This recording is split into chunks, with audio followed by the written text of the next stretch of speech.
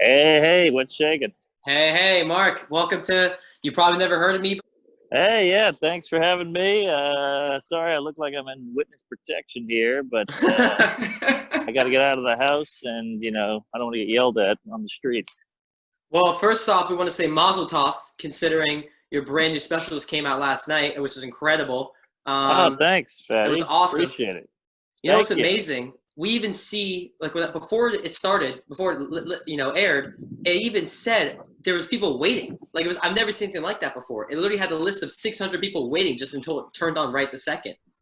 I know it's bananas. I think it's because of the pandemic. No one's got anywhere to go. As a shutdown, and people need new content. We've all seen 8,000 hours, a 90-day fiance. You give us a quick synopsis. We're just interested how you really got into the field.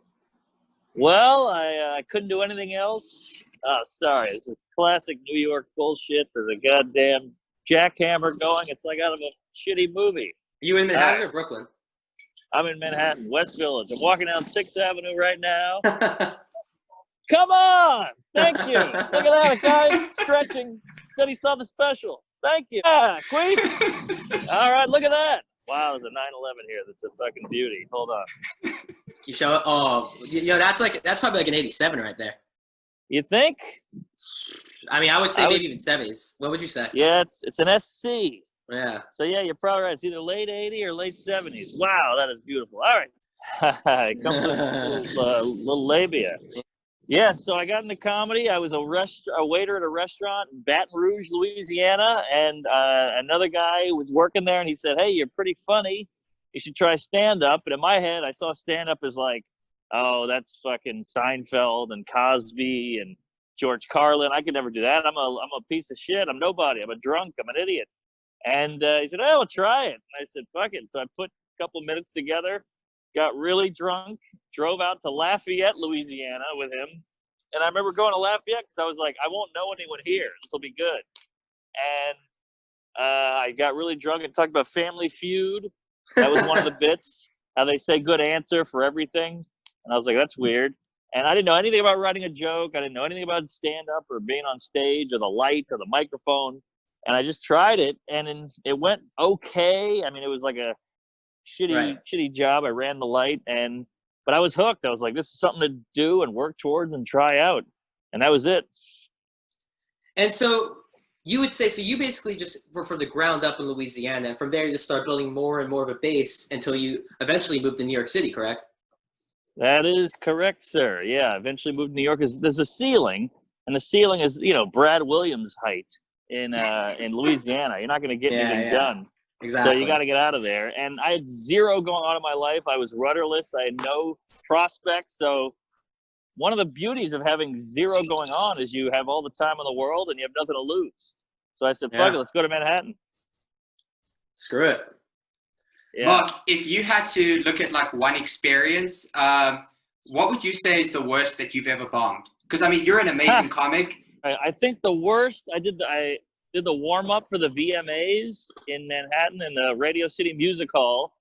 And I mean, they weren't even paying attention. It was so bad. There was 5,000 people, beautiful theater. I'm in a suit. I'm getting paid handsomely. And I'm just shouting jokes. And it's all these good-looking younger people with weird haircuts and crazy suits just ignoring me and texting and going, who's this? Where's J-Lo? What's going on?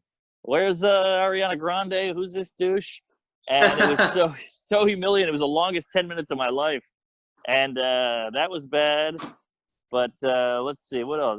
There's so many bad ones. I mean, the story of my life. I did a gig in upstate New York where I bombed, got off stage, and the bartender said, you better do more time. I'm paying you. And I said, I'm out of material. And he goes, you better figure it out. And he put a gun on the bar. No way. Like, you got it. Yeah, it was in Minerva, New York. Yeah, I've been there. Really? You're the one. Was it Sporties? The bar called Sporties? Maybe. It was like a real scary bikery kind of bar. That's it. It's a bike bar, Sporties. Oh, there you go. Well, yeah. I mean, I almost got my ass kicked. The guy's name is Bob. Oh, there you go. Big Bob. Bob's a probably doesn't like Jewish people too much. No, I'm not even Jewish, but I'm sure he thought I was. On stage, you seem plenty comfortable. Oh, hey, it's all an act there, sloppy jalopy. I mean, I'm the whole time you're just computing and analyzing and all right, you said that too fast. You missed your timing on that. All right, try this one now. Oh, change that joke. That joke didn't work. Pull out, abort, try doing, pull an audible. Right. That's the whole thing.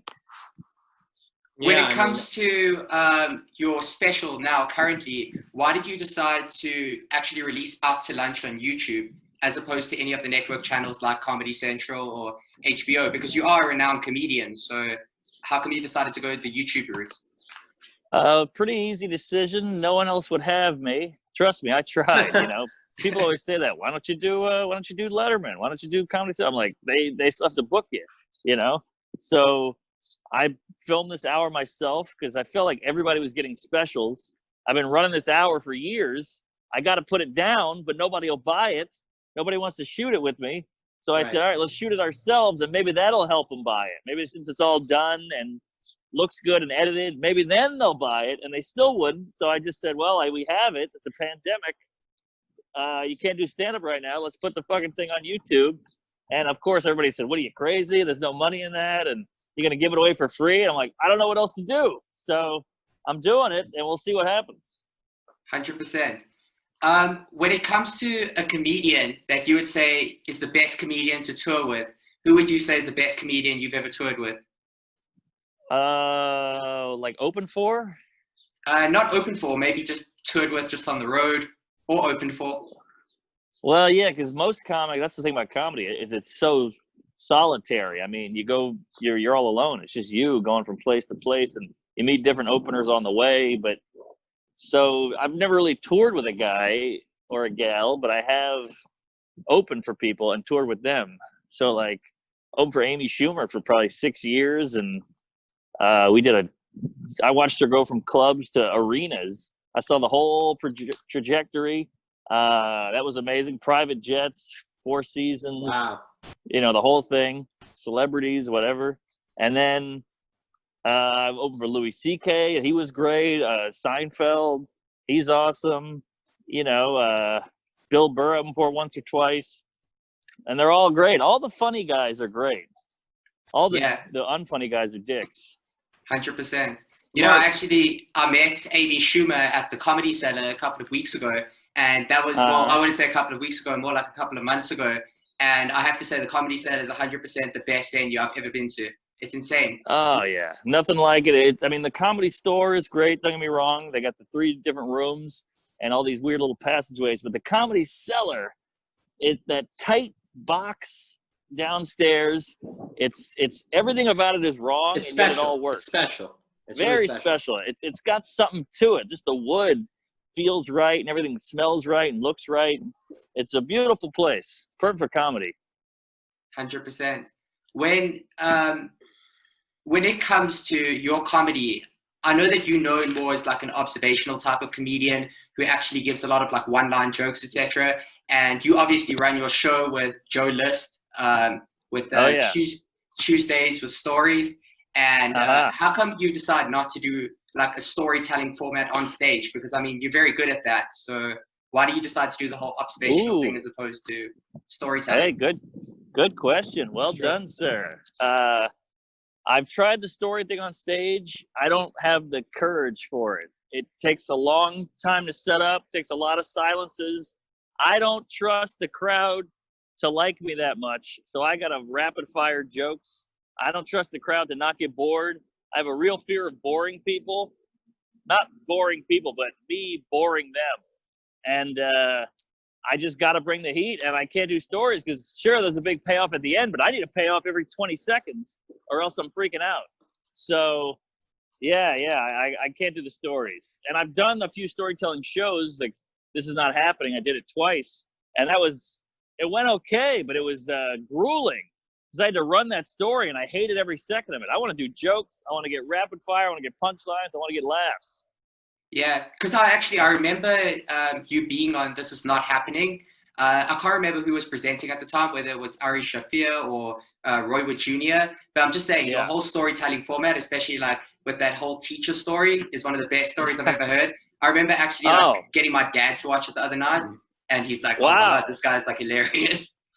Oh, thanks. Appreciate it. That was very hard for me, and I'm glad I did it, but that was brutal. And true story, by the way, except for the ending. I should tell you the ending is made up. I just needed some kind of button on the end. But she never got fired. We're still cool. She's a great lady. Oh, that's awesome. Oh, so you actually still keep in contact with her? Well, I wouldn't say contact, but every now and then we'll send each other an email. How you doing? Thanks for that night. I still think of you when I see blood, you know. One of the greatest comedians of the entire decade of the 1990s, Jerry Seinfeld, Yeah. said you are the greatest comedian. Yeah, it was very nice, very complimentary. What do you think made him say that about your comedy? I've thought about this a lot, sadly, because it's, you know, one of the highlights of my career and life. But I think I met the guy. I did a Tonight Show. He saw it. Nobody watched Tonight Show. Everybody goes, "What are you doing Tonight Shows for? They're a waste of time. Nobody watches it. It's archaic. It's out of date." And I go, they're fun. Thank God I did it. He happened to see it. Wow. And he goes, I like this guy. Then he started asking around, and everybody's like, oh, he's a nut. He does like 5 sets a night. He's crazy. He's a wacko about comedy. He knows everything about comedy. He's a nerd. And I think he liked that. And then I bumped into him at a club. And, you know, obviously you see Seinfeld, you're like, Jesus Christ. He watched my set. I happened to just rip it. I crushed it. And then he said, let's go hang out. We ended up talking for an hour and a half, exchanged phone numbers. And then a few months later, he said, you want to do some sets with me? And the rest is Jewish history. That's amazing. So, Mark, obviously coming from Louisiana and moving to New York, I just have one question for you. Joe's Pizza or John's Pizza? Woo! I actually had Joe's yesterday. I'm going Joe's because John's doesn't do slices. I like John's.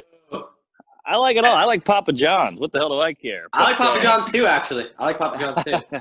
I think we get a little too hung up on these pizza wars. This place has the best burger. All right, it's a piece of meat with a fucking bun around it. Get a hobby. That's New Yorkers, though. That's New Yorkers. Yeah, I'm happy with a fish fillet. I'm happy with a fish fillet from McDonald's. Same. give me a Bel Grande. I'll be happy. So, Mark, what do you define as rock bottom? Well, I think it varies. I'm more of a power bottom myself, but I think it varies for person to person. You know, some people rock bottom is doing crack. For another guy, doing crack's the best day of his life. So, yeah, for me, if you're asking about me, I think rock bottom would be not being able to do comedy, running out of money, and basically being in bad health, which is kind of where we're at right now. A lot of banging. A lot of walking, big walk guy. I love walking around New York. I live in the best neighborhood in the city. I'm in it right now. And I love podcasts, which is why I said yes to this. I just love them. And I listen to them. And to me, that's my escape. I walk around, listen to podcasts, music, books on tape. I like anything going in my ear except a little dick. Well, anyways, Mark, thank you so much for being on our podcast. And big congratulations on the special. Mark, thank you so much for being here. Thank you guys. You guys are adorable, and I'd like to sit on both your faces. Thank you. We'll send your face